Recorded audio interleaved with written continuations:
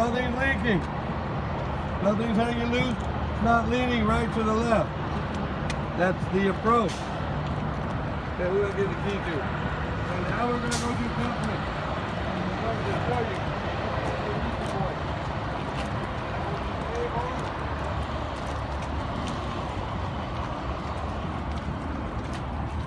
Okay, coupling. Want the new people up front?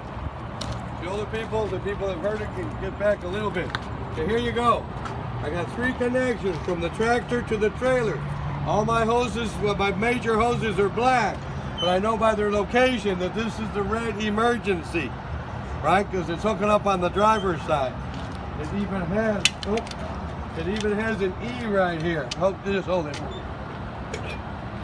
See that E right there? For emergency. Okay. What do you suppose the other one has?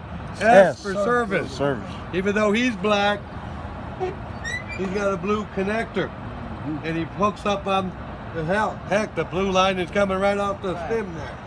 So nonetheless, service, E for emergency. Okay, so I got my 6-inch clearance from the catwalk. It's not dragging. It's not going to rub raw all day long, right? Not cut, frayed, or tangled.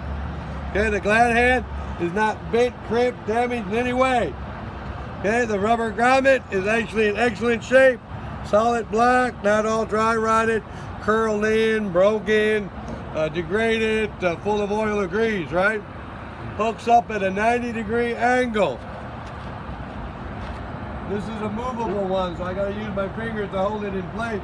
I'm basically matching this hole with the hole on this grommet, which by the way is inspected to be in equal shape, not degraded, wholly cracked.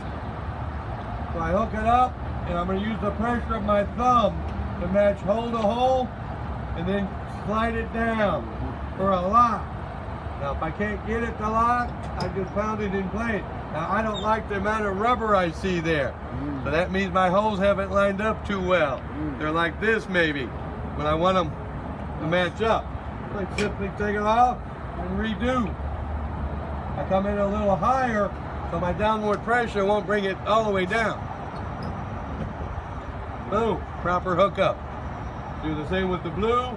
The electrical, on the other hand, has a little catch mechanism on the thumb lifter.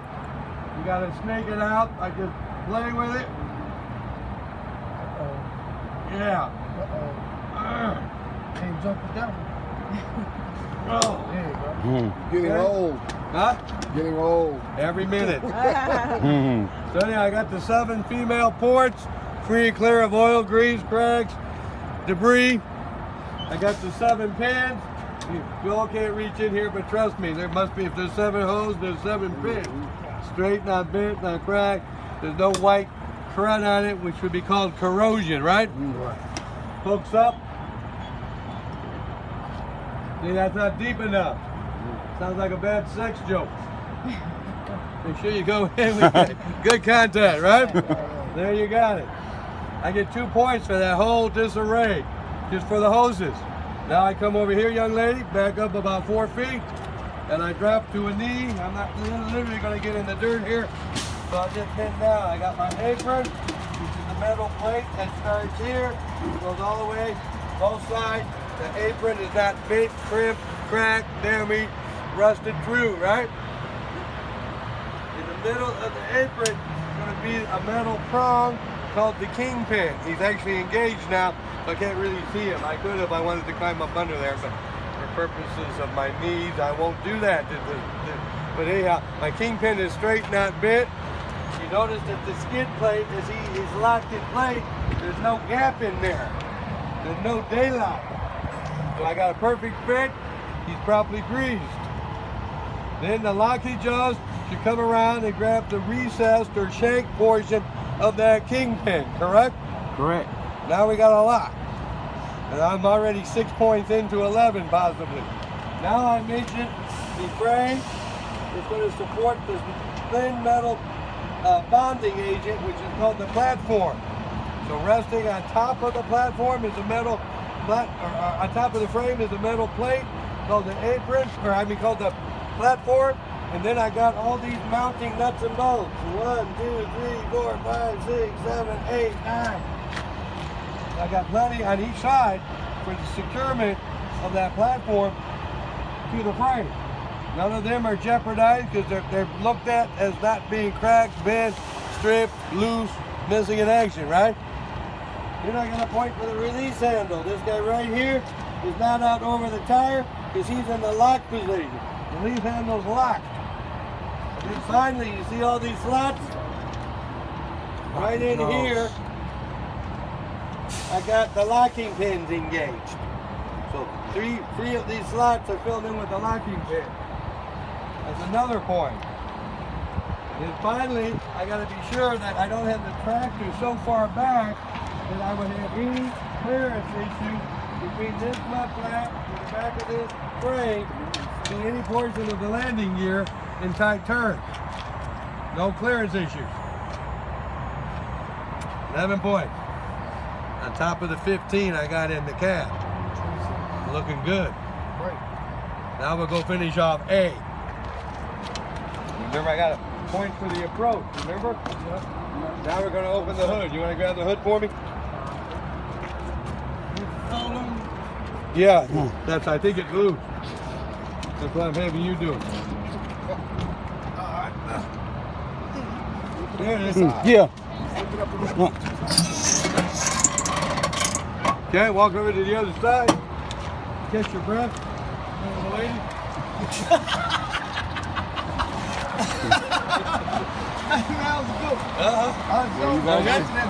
Okay. Now, you do what is unique to the driver's or passenger side. We've got a air conditioner compressor. You don't have to mention him. I'm just pointing out. Don't go to the small boy. Go to the bigger boy. That's the alternator. Alternator has to be mentioned. Okay? That's the young lady through here. The alternator. Alternator will have all this wiring. See, the connections are all tight. Nothing is frayed, cut, or loose. There's no excessive corrosion. He is belt driven. Alternator is belt driven. You reach in and give it a little tug. Yep, I got no more than a 1/4 inch of free play. Not a half, not a whole inch, no more than about a little tug. 1/4 inch of free play. You're not even measuring it really. You just don't want it so tight as to be restrictive. You don't want it so loose as to plop off. So Illinois uses a 1/4, Indiana uses 3/4 of an inch. Okay? Then we look around for the water pump. This hose here, we lose it somewhere in there. So we keep going down until we finally get to about here, and we say that's got to be the water pump. And I don't know it to be 100%, but I'm taking a stab at it. My water pump is gear driven. If there's no belt on it, it's gear driven. If there's a belt on it, like the alternator, then it's belt driven. I got a point for the belt, I got a point for the alternator, now I'm going to get a point for the water pump. He's mounted secured with no possibilities of leaks. Don't see any dripping. Then we go to the exhaust stack. This stack right here, plus the black tubing here, they all go into the turbo. So all the clamps are in place. There's no major holes or perforations. There's no leakage of soot. There's another point. Did we do any fluids that are on this side? This particular vehicle has no fluids on this side. So since there's 4 fluids, all 4 must be on the other side. But if I'm in the Freightliner, I'm going to have the wiper fluid, right? The reservoir is right here on the blue truck. So I would get that point. It's not actually, it's a 1/4 of a point because I still got to do the other 3 on the other side. But you look for your fluids. Those 4 major fluids being engine oil, coolant, washer fluid, and power steering. So let's go to the other side. Watch the mirror. Water pump.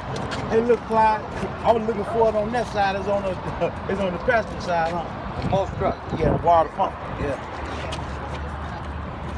That's the air conditioning. A lot of people will say that's the alternator.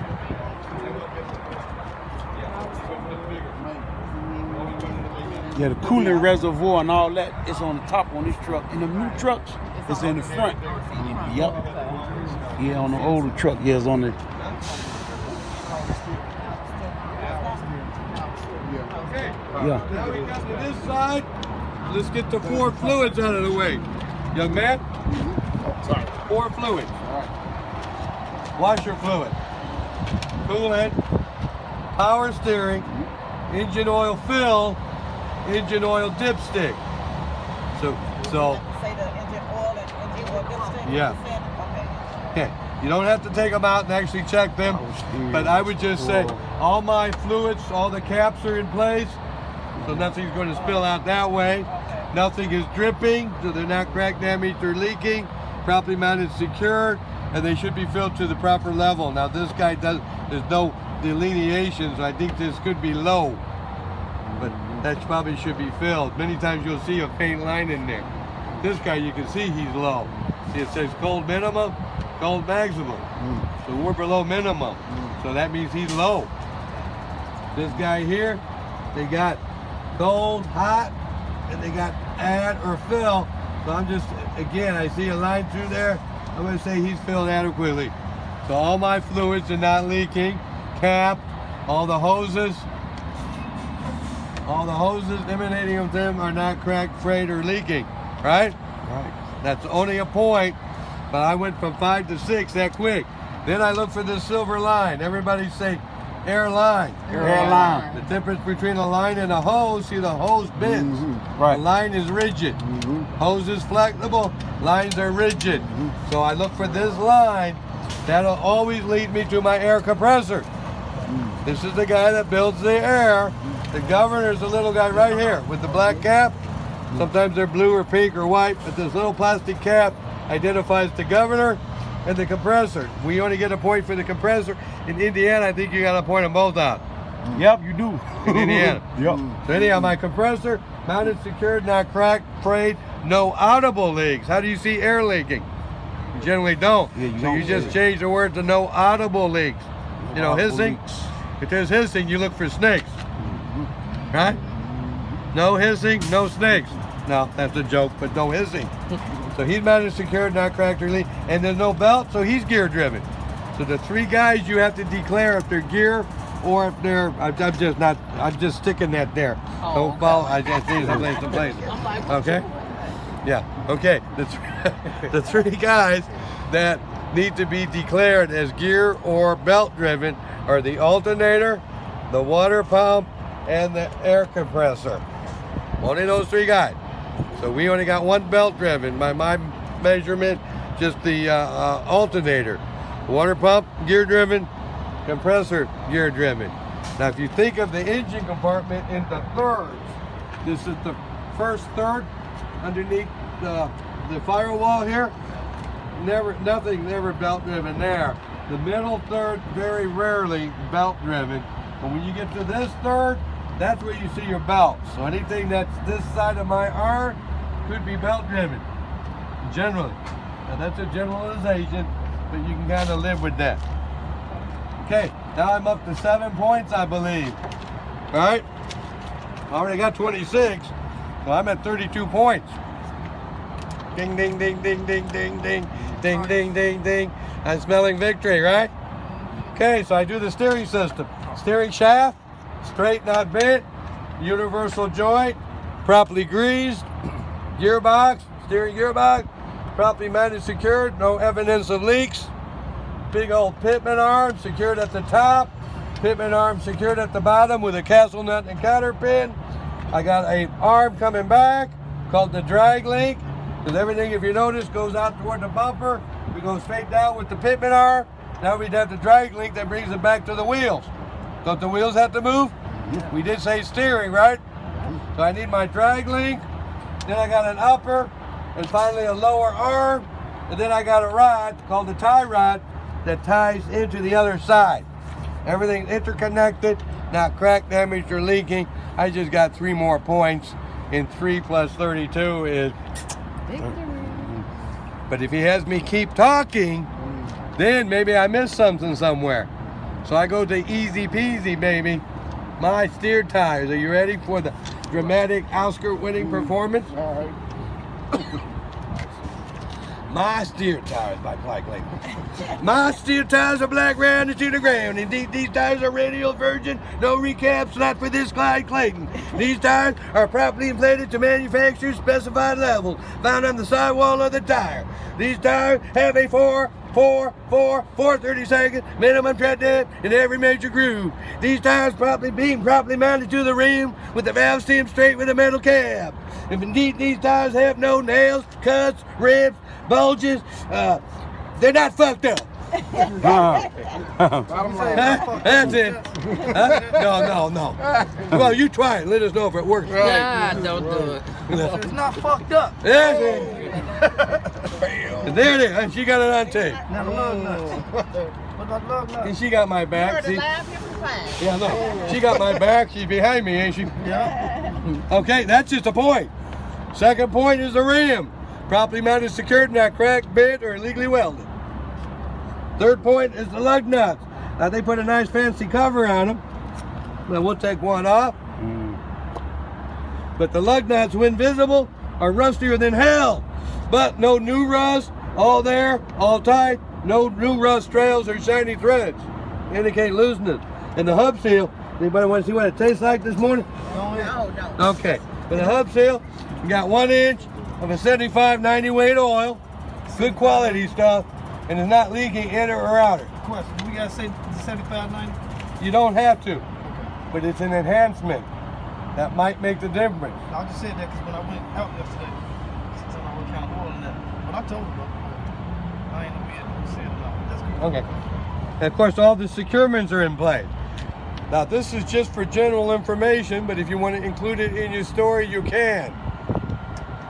The dead axles are the lighter axle, because it's just a bar holding your wheels and stuff, right? Dead axles have 6 nuts or securements in it.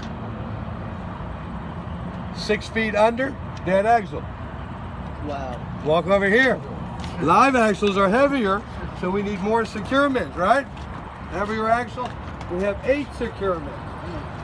1, 2, 3, 4, 5, 6, 7, 8. 1, 2, 3, 4, 5, 6, 7, 8.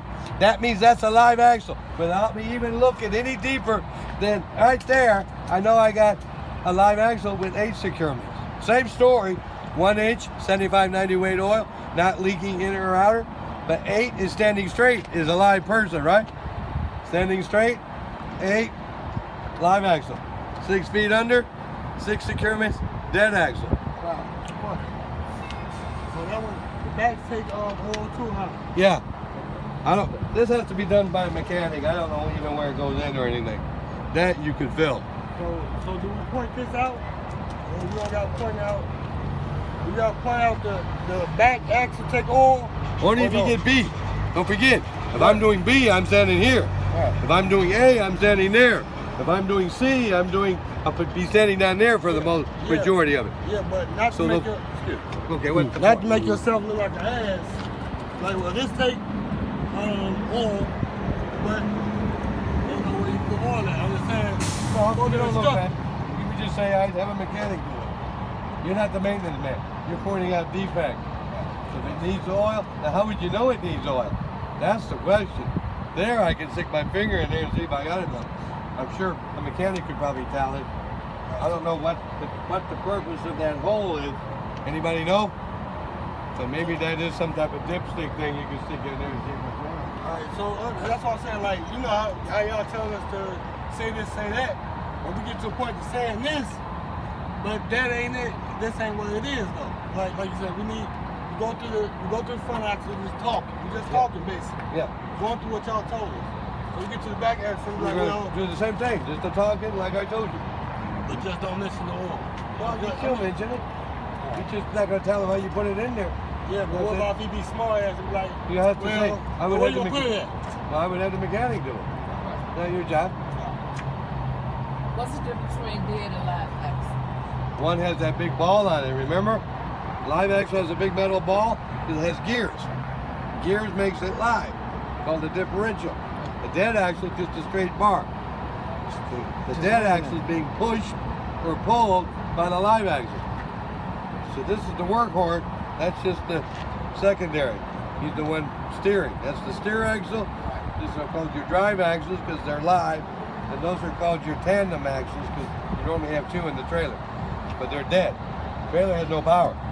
Without a tractor, a trailer should just be standing still in a lot somewhere, right? The power unit is him. But even on him, it's just his rear axles is where the power is coming from, right? Steer axle, dead. Drive axle, live. Drive live. Right?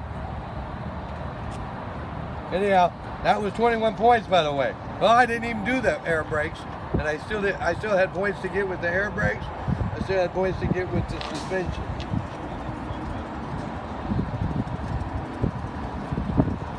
Okay? Nothing. And that's only if your story's not strong. If it's a strong story, I notice they don't have you do anything but point and talk. If you got a weak story, you might have to pull it off like I did and try to play with it. Or talk about it, I mean. A little more explanation. Question? So this is the drive axle, right? Yep. And that is the steer axle. Correct. This one is dead, and this one is live. Well, and actually two live. Two live. Dead, live, live. Right? Let's go with that. Two line. This is set on the front and the double side. And those two more dead back there though. Because the trailer's always dead. We got dead, dead, live, live, dead. On a typical 5-axle setup. Yeah. Two live crew? You can. Yeah, that's a joke. Yeah. Get it. Is that the name of a group? Yeah. Yeah. Black Eyed Peas? No. Huh? No. 9-inch nails? I'm getting corny just Very like naked. I'm hanging around too much. I'm starting to get your corny jokes. I'm starting to come with corny jokes. Too loud. Yeah, too loud. So, What's that? Yeah, two line. Yeah, do you see? Okay, move. Move. Move. I thought you was calling Move. the cow or something. Move. I thought you was calling the cow. Move. Yeah, the name fits. All right, come on. Okay, this is my header board. Top rail, bottom rail, intact. No physical damages. Even the lights at the top are the proper color. They identified 13.6. Remember our trailer in the back actually had it printed here. It's not on every trailer. And I know that's what that amber light needs. 13.6. Both sides need to be working. The side of the trailer, both top and bottom rail are intact. All the reflectors and lights are the proper color all the way down. There's no more than 3 missing rivets in any consecutive row this way or that way. Somebody asked that this morning. Okay, my DOT tape is clean. It's not peeling. It's for the most part clean, visible, all the way down like it's supposed to be. Not all faded, gone, missing in action. Not on my trailer. My landing gear, properly mounted secure to the ground member, and by the way, are all solidly attached. Nothing is cracked, loose, broken. That's a crack. Okay? My crank handle has a place of storage, not dangling around loose as I'm driving. Better be secured. All my nuts and bolts for my landing gear are in place. The 2-speed gearbox. Sometimes it's on the other side of the plate here. This one's quite visible. It's not cracked, damaged, or leaking. The legs should be greased, and there should be no major debris on there. You know, things flying off my truck. Thumb-sized sticks, rocks, and stuff. Okay, I walk that down. I re-mention the lights with the proper color. 4-way turn signals parking. 4-way turn signals parking. 4-way turn signals parking. Amber. Properly secured, not cracked, loose, no water dripping out of it. Okay, my hoses at the rear of the trailer are 18 inches from the ground. These are my air hoses. They go into the brake chamber. Neither the hose nor the brake chamber is cracked, damaged, bent, or leaking.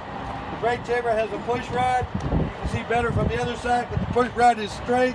That's going to activate my ratcheting 1-inch slack adjuster. No more than 1 inch of free play. As he ratchets with the air power, he's going to spin the S-cam items, which will cause the brake shoes and the brake lining right there. That brake lining can't be compromised meaning can't be worn dangerously thin or can't be any less than 1/4 inch of minimum thickness. He has to spread. As he spreads, he'll go into my non-contaminated brake drum. Non-contaminated means no oil, grease, cracks, grit, S-H-I-T in there, right? Yeah, see if that works for you. Okay? And that's my brake system. That's 4 points. Now I do my suspension. My spring mount here. My spring mount here. My spring mount there. Anything mounted to this trailer, all the bolts better be in place. If I have spring mounts, I have leaf springs. I don't even have to look at them. Well, I should be in real case. I'm just letting you know. The leaf springs can't have any physical damage to them, no more than 25%. They need to be secured to each of these dead axles via the use of a saddle plate, U-bolts, and U-nuts. This is not air ride suspension. This is leaf spring suspension. Where your leaf springs at? They're right here. I'll look for them. Yeah, they're behind. 1, 2, 3. They can't be cracked or damaged beyond 25%. Now this is, who's the guy that asked me about air ride suspension? Me. Right here, stand there. See this plate here? That's a spring mount. See the plate here? That's called an equalizer. What's his first name? Denzel. That's a joke. But you'll never forget his name now. If you ever see that plate, then you know that's a housing for the leaf spring. So if you ever look without bending down, you just look. If you ever see that plate inside the bracket there, inside that spring mount, you know you got leaf spring suspension. If you don't see that equalizer plate, you got air ride. Okay, guaranteed. That's your quick hit, right? You walk up and say, oh, I got equalizer. I must have leaf spring suspension. You walk up and there's no equalizer plate, you got air bellows and shock absorbers instead of the leaf spring. How is that? Why is that important? Because the two trailers that they test on test day are typically air ride. So if you get C, you're not talking about leaf springs anymore. You're talking about air bellows not being punctured, torn, frayed, and you're talking about shock absorbers not being cracked, damaged, or leaking. Okay? So I did the air brake, I did the suspension system, 4 and 4. You do the tires, rims, like axle seal, that's 4 points. You do the sliding tandem. This guy's missed, so there's the release handles in place. All the locking pins are engaged. And that's all we have time for. But that's more than, and you still got another 5 points to get at the end of the tractor or trailer. Let's go inside. C. Who asked for C? Huh?